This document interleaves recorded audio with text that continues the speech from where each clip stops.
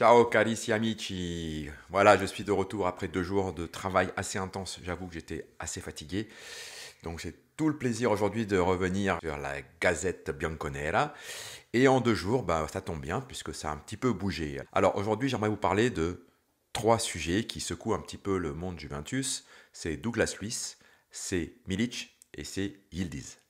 Alors si vous aimez ce que je fais, je vous demande tout de suite de liker, ça serait super sympa. N'oubliez pas de commenter, c'est super important de commenter si vous aimez, si vous voulez que cette chaîne progresse, il faut commenter pour l'algorithme YouTube, c'est super important. Écoutez, je vous remercie 100 fois, c'est super sympa, mais cette chaîne ne pourra pas grandir si vous ne commentez pas. N'hésitez pas non plus à la partager et à activer la petite clochette de notification pour être prévenu en temps direct lorsque je sors des vidéos. Alors, le premier sujet qui est chaud patate, c'est la sortie hier de Douglas Luiz. Douglas Luiz, hier, a clairement indiqué, suite à une remarque d'un internaute, en lui demandant s'il était venu à Turin pour faire des photos et des selfies, il a clairement répondu qu'il était venu à Turin, c'était une vraie décision de cœur, de sport, de carrière, qu'il savait très bien ce qu'il faisait, il savait très bien où il arrivait, qu'on lui avait demandé de venir, qu'il a été cherché, que la Juve l'a payé très cher, et à ce titre, il ne comprend pas pourquoi, tout d'abord, alors que souvent il était en capacité de jouer, il ne jouait pas, il n'a jamais aligné 2 matchs de suite, alors que d'autres joueurs qui n'étaient pas en forme ont eu une chance infinie de pouvoir exprimer leur talent. Et la deuxième question qu'il a soulevée, c'est que jusqu'à maintenant, il n'avait jamais été habitué à être souvent blessé. Et cette année, il a dit, voilà, je ne veux pas soulever le débat, mais il y a des choses pas très normales, on va dire, qui se passent en termes de suivi des joueurs. En quelques mots, il a clairement parlé de Thiago Motta et de tout son staff. Donc, il a dit qu'il était là encore pour la Juventus, qu'il voulait prouver qu'il était un grand joueur, ce qu'il a été à Aston Villa. Il faut se souvenir qu'à Aston Villa, c'était un joueur extrêmement influent sur le jeu, qu'il a marqué une dizaine de buts, il a fait plus de 12 passes décisives, je crois, et qu'il était en sélection du Brésil. Alors quand on a ce profil de joueur en championnat d'Angleterre et en nationale brésilienne, il est vrai qu'a priori, c'était un joueur vraiment de qualité. Et la vraie question est de savoir, mais qu'est-ce qui s'est passé? Alors bien évidemment que le club de la Juventus n'a pas apprécié cette sortie, le club de la Juventus tient vraiment à maîtriser ses communications, mais justement, vu de l'extérieur, ça fait plusieurs fois que je soulève le problème, le nombre de blessés dans ce club. Je pense sincèrement qu'il y a peut-être quelque chose qui ne tourne pas rond au niveau du jet médical, au niveau du suivi des joueurs, de la préparation athlétique. C'est quand même bizarre. C'est pas le premier en plus qui se plaint de ça. Alors c'est vrai que ça veut rien dire, mais d'un autre côté, je pense que si des joueurs se mouillent comme ça à lancer des appels de détresse, c'est peut-être quelque part il y aura un problème. Et je ne suis pas certain que si la Juve ne se contente que de dire à son joueur tais-toi, je pense que dans le monde juventino, il y a déjà des questions qui se posent et je pense qu'il serait intéressant pour la Juventus peut-être de revoir un petit peu son mode de communication et d'essayer un petit peu de faire avancer les choses et un peu plus de transparence. Je pense que le club aurait tout à y gagner. Deuxième sujet sur les patates, c'est le renouvellement de Milic. Alors là, je me suis régalé parce que j'ai quand même vu pas mal de commentaires sur la prolongation de Milic. Donc Milic, il faut bien comprendre une chose, c'est que Milic a un contrat de 3 millions et demi net par an jusqu'à fin 2026. Donc il doit terminer 2025 et aller jusqu'en 2026. Donc la Juve doit le garder et doit le payer. Ok. Donc là, qu'est-ce qu'a fait la Juventus en accord avec le joueur? Parce que le joueur doit être d'accord. C'est que ils ont prolongé d'1 an son contrat et divisé son salaire par 2. C'est-à-dire que si Milic reste à la Juve jusqu'en 2027, ça ne coûtera rien de plus à la Juventus.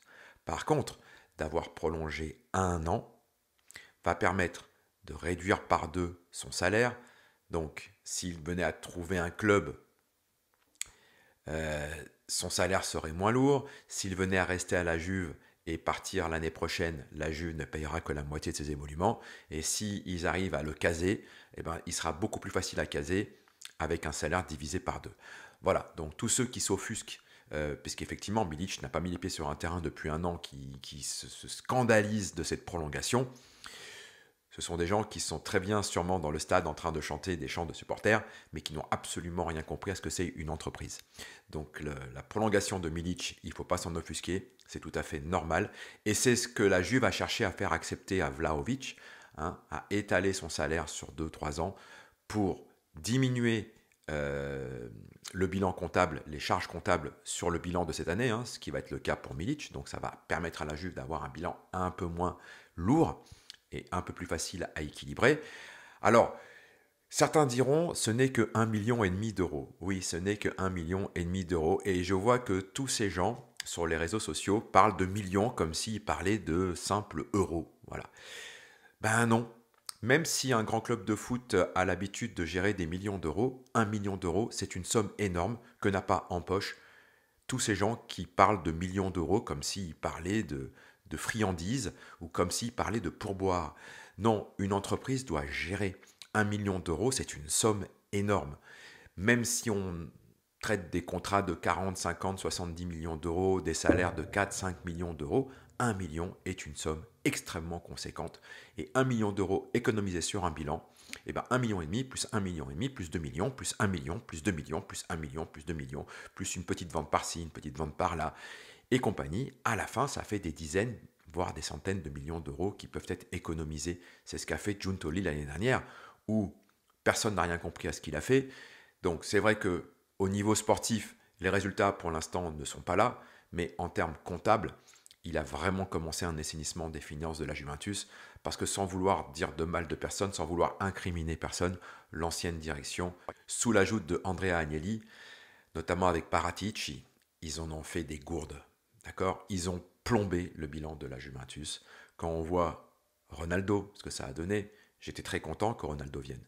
Mais bon, c'était un flop énorme au niveau financier, et on ne parle pas de Arthur, ce joueur brésilien qui a coûté 80 millions d'euros avec un salaire incroyable, qui ne joue pas. C'est un fardeau, vous comprenez, pour le bilan d'un club. Et tout ça, il faut le gérer. Il faut le gérer et il faut faire confiance en Giuntoli à ce niveau-là, avec le président Ferrero et Scavarino, qui sont des hommes issus de la finance, qui savent de quoi ils parlent. Et l'objectif de la Juventus est d'assainir les comptes. Parce que tant que la Juventus n'aura pas assaini ses comptes, la Juve ne pourra pas retourner au haut niveau. C'est comme ça.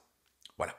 Donc c'est une bonne chose pour moi d'avoir pu étaler sur une année de plus le salaire de Milic au niveau comptable et dans la possibilité de pouvoir soit le revendre, soit pourquoi pas, on ne sait jamais. Tout est possible, peut-être qu'il va se remettre à jouer, hein. Je n'en sais rien. En tout cas, c'est une bonne chose au niveau comptable. Sportivement, évidemment, il faut attendre sa guérison. Le troisième point, c'est Yildiz. Donc Yildiz, il faut savoir que Yildiz risquait fortement d'avoir 3 journées de disqualification suite à son acte de dimanche dernier. Le jugement est tombé, il n'en aura que 2. Alors, bon voilà, pour moi, ça reste un jeune joueur qui doit apprendre. Il n'a que 20 ans, même s'il doit prouver que c'est un grand joueur. Mais c'est en tout cas, il a toutes les conditions pour devenir un très grand joueur, et ça fait partie de son expérience. Il faut savoir que des Zidane ont pris aussi des cartons rouges en Coupe du Monde. Je veux dire, tous les grands joueurs ont fait à un moment donné des écarts de conduite sur un terrain, ont dû le payer. Le principal, c'est qu'ils retiennent la leçon, et vu le comportement qu'il a à la Juventus depuis cette fameuse expulsion, je pense qu'il a bien compris. Je pense qu'il a bien compris qu'il a fait une énorme erreur et qu'il ne faudra plus jamais la recommencer. Ensuite, son absence, c'est vrai que c'est pénalisant contre Bologne et contre la Lazio, mais la Juve est un grand club. La Juve ne doit pas regarder les joueurs qui lui manquent, la Juve doit regarder les joueurs qu'elle a à disposition. Et je me permets de rappeler qu'il y a un certain Douglas Luiz qui attend de montrer un petit peu ce qu'il veut faire, et qu'il y a d'autres joueurs sur le banc de la Juventus, et qu'il faut vraiment faire confiance et aux joueurs disponibles et en Igor Tudor pour ne pas chercher des excuses pour ne pas gagner, mais trouver des arguments pour pouvoir gagner ces 2 matchs. C'est fondamental. Je pense que si la Juve, alors évidemment, le rêve, c'est d'avoir 6 points en 2 matchs. Mais même si la Juve ressort avec 4 points, donc un nul et une victoire, tous les jeux restent possibles et la Juve reste en pôle pour passer 4e et terminer sa saison 4e et pouvoir se qualifier à la Ligue des Champions, qui est l'objectif principal, je dirais même le seul objectif qui reste à la Juventus et qui est vital pour cette équipe. Voilà, merci d'avoir écouté cette vidéo, j'espère qu'elle vous a aimé. N'oubliez pas de liker, n'oubliez pas de commenter, n'oubliez pas d'activer les notifications et de partager. Je vous dis bonne journée et je reviens vers vous dès qu'il y a du nouveau. Ciao, ciao.